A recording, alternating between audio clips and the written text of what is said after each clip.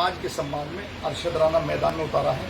हमारे बैरिस्टर असदुद्दीन ओवैसी साहब ने जो मुझे जिम्मेदारी दी है, राष्ट्रीय अध्यक्ष साहब ने, हमारे लोकप्रिय लीडर है सांसद साहब जो सब सम्मान करते। देखो यहाँ पर लोग कहते हैं कि असदुद्दीन ओवैसी एक पार्टी के नेता है। मैं कहता हूँ जहाँ 10, 15, 15% मुसलमान है वहाँ सांसद हमारे हैं, वहाँ विधायक हमारे हैं।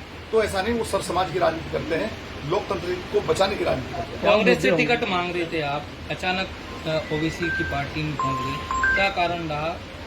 देखिए, सबसे मेन कारण ये है कि राहुल गांधी और प्रियंका गांधी जी से देश नहीं चलने का दो क्या करेंगे।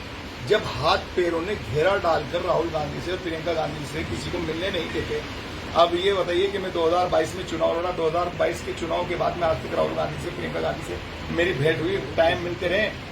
जो आसपास लोग बैठे हुए हैं उन्होंने ऐसा घेरा डाल रखा है कि राहुल गांधी को, प्रियंका गांधी को आम जन से या कार्यकर्ताओं से, पदाधिकारियों से नहीं मिलने देते, जिसकी वजह से आम जो एक नेता है कांग्रेस का, आम लीडर है कांग्रेस का, या मान लिया कांग्रेस के बड़े नेता है, वे भी तरसते हैं राहुल गांधी से, प्रियंका गांधी से मिलने के लिए। इस वजह से, नहीं तो हमारे जो पूर्व में नेता रहे राहुल गांधी, भारत जोड़ो यात्रा में रात दिन उन्होंने मेहनत की थी कि उस मेहनत को सबने बर्बाद कर दिया मिलके, क्योंकि जो राष्ट्रीय सचिवों का एक आंगन सजा हुआ है एआईसीसी के अंदर, वे राष्ट्रीय सचिव आज तक अपनी बिरादरी का कितना वोट जोड़ पाए हैं पार्टी के लिए।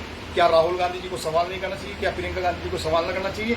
और उन लोगों की वजह से ही सिर्फ ये है कि आज कांग्रेस पार्टी इतनी मेहनत के बाद भी एक ये समझिए उस दिशा में जा रही है कि जहां पर हम जैसे जो रात दिन मेहनत कर रहे हैं। मैंने भी आपके सामने 2 सम्मेलन कराए हैं। आपने बताया कि कांग्रेस को आपको 30-35 साल से सड़कों पर नहीं नजर आ रही, और किस तरीके से तुम्हारे भाई ने मेहनत की, कांग्रेस ही सड़कों पर आ गए थे, लोगों के अंदर एक जोश पैदा हो गया था। लेकिन जब उन लोगों को ये पता चला कि अरशद राणा कांग्रेस के लिए इतनी मेहनत कर रहा है, तो कांग्रेस के अंदर तूफान ला देगा। मीरापुर का कौन सा एक ऐसा मुद्दा होगा जिसके आधार पर आप वोट मांगेंगे? मीरापुर का मुद्दा सबसे बड़ा ये है कि जो लोग ये कहते थे कि ये लोग कहाँ जाएंगे, ये बेचारे कहाँ जाएंगे, वो ठप्पा अब सब समाज के लोग हटा देंगे और उन्हें इस चुनाव में ये सबक सिखा देंगे कि बेचारे वहां जाएंगे, जाने का सम्मान होगा। सामने कादिर राणा की पुत्रवधू है, बीजेपी से अभी डिक्लेयर नहीं हुआ, आप उन सबके बीच में कहाँ खड़े हो पाते हैं?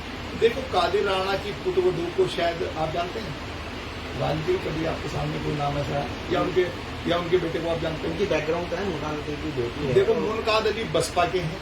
अब मुनकाद अली बसपा के प्रत्याशी को चुनाव लड़ाएंगे, अपनी बेटी को चुनाव लड़ाएंगे, सवाल तो इस बात का है, आप भली बात जानते हैं। और बसपा के जो इतने बड़े कद्दावर नेता हैं, उनकी बेटी का टिकट है, तो कितना झोलमोल देखने को आपको मीरापुर विधानसभा में मिल रहा होगा। लेकिन सवाल ये है कि ये एक लॉलीपॉप है, ये 1 साल 6 महीने का 1.5 साल का चुनाव है।